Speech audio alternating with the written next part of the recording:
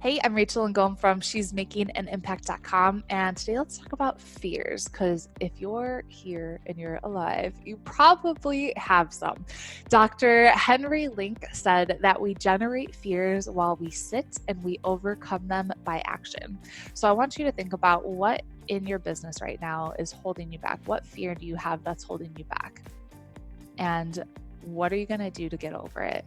And so I know a lot of people have a fear of maybe going live on Facebook, or maybe they have a fear of creating a podcast or sending an email, just actually putting themselves out there because you feel vulnerable, right? That someone might criticize you, say something bad. What will my family think? Yet insert all this crappy self-talk that we have. And I want you to think, what is that fear that you have? And actually comment below, what's that fear? And how are you going to take massive action to get over it? And so if going live on Facebook freaks you out, commit to going live on Facebook every day for the next month.